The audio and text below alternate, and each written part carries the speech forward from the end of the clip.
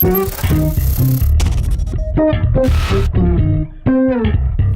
here with John Powell. He's a film composer from Britain, but you have been living in LA for a number of years, I guess. 22 years. He's working in films such as Han Solo and the Bourne films, and he's about to talk with me about his career, his beginnings, and a little bit about the concert he's giving here in Peru. Sure. I didn't really intend to be a film composer. It was just a path that economics led.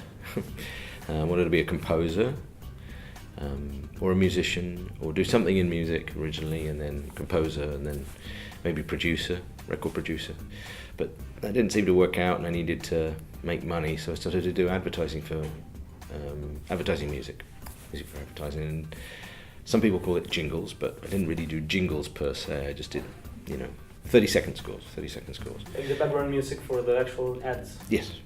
Indeed, with a company in London that also used to have Hans Zimmer as one of their composers. So that's how I got to meet him, and then I went to Hollywood, and the rest is history.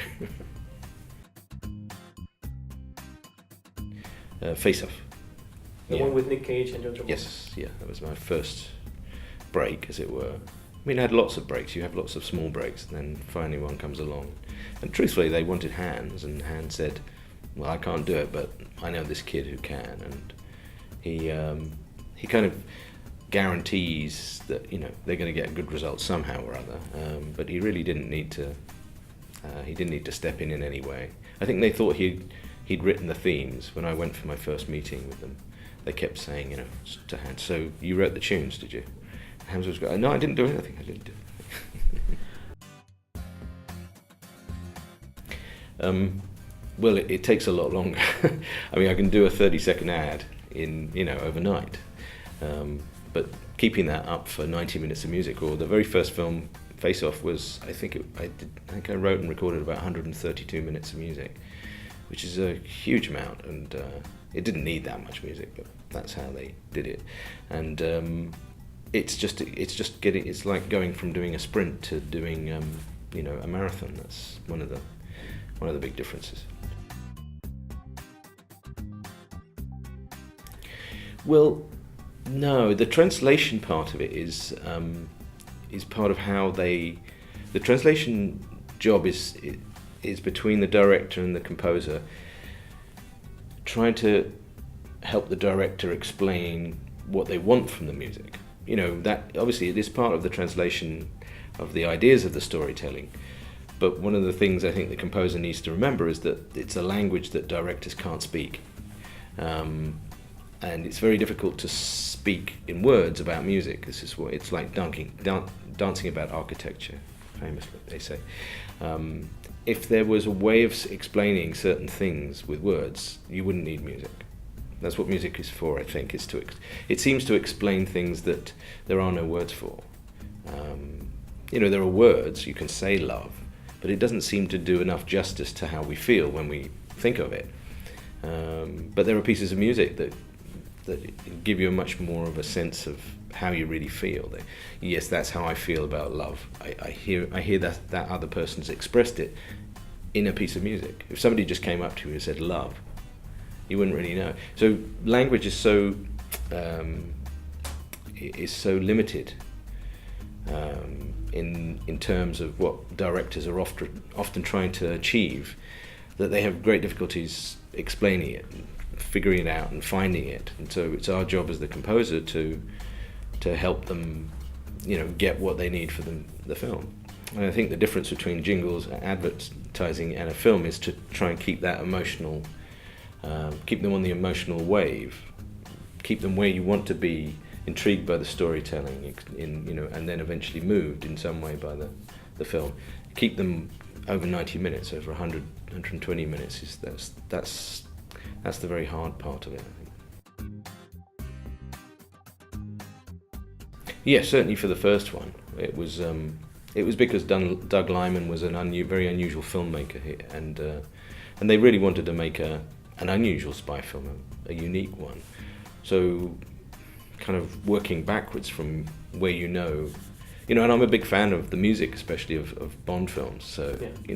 I'd love to do the music for Bond films, but what it needed was very much the opposite of that. You could see that, and not so much even that, but just other big, Jerry Bruckheimer kind of films, things that Hans would have done. And so in a way, I was taking all the training I had with Hans and doing the opposite.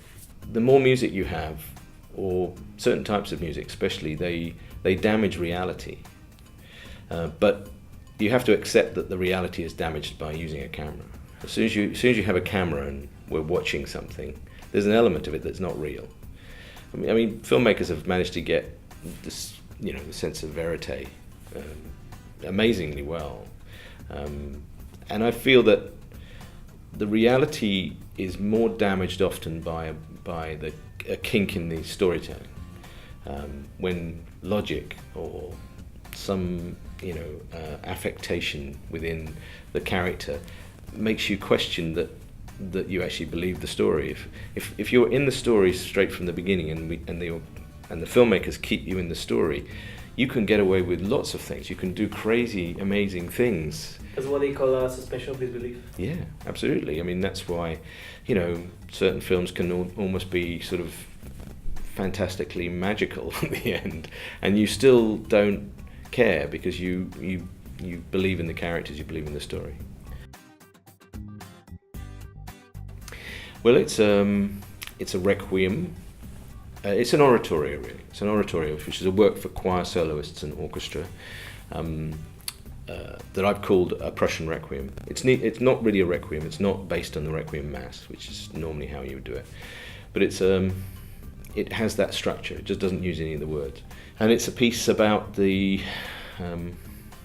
First World War, the beginning, how we got into the First World War, and in a way, just the night before the First World War, when there was a chance that the parties that were about to fight each other could have made peace. They reached out to each other to make peace. Not many people know this, and it got to the Kaiser in Germany, and his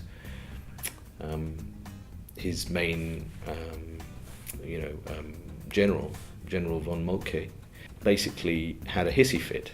I don't know how you translate hissy fit, but like a child, stamping his feet, like screaming, a tantrum, yeah, and basically persuaded everybody in the room through, argument and force, that if they were to stop at that point, if they go for peace, then everything would be lost. And so the war moved forward, and the trains rolled, and that was the end. That I really see it as the beginning of it's a damage that the 20th century has suffered, that has rippled on and on and on, whether it's the Mujahideen becoming Al-Qaeda, becoming ISIS, or whether it's communism spreading into areas of poverty and then being fought with American aggression and damaging Southeast Asia, damaging South America hugely. It's really about anyone has that kind of hubris, that pride, that zealotry that Moltke, the general, brought into that room. He did not want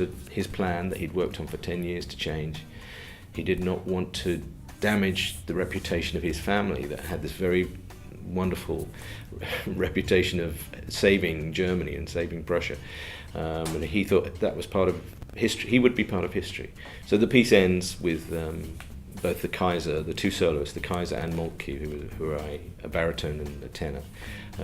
They have their backs to the audience and they sing like a lament in shame. Well, film-wise, I'm on How to Train Your Dragon #3, which I record in a few months and comes out early next year. And it will be the final episode of the Dragon series, How to Train Your Dragon. And it's with the same director, Dean, same studio, DreamWorks, and I shouldn't really be here. I should be back in Los Angeles writing, so I've been busy in the corner every minute I can get trying to write some... I've decided I need to write good tunes for this one, really good tunes, so I'll be trying. Okay, I think that's it, thanks. Okay, pleasure.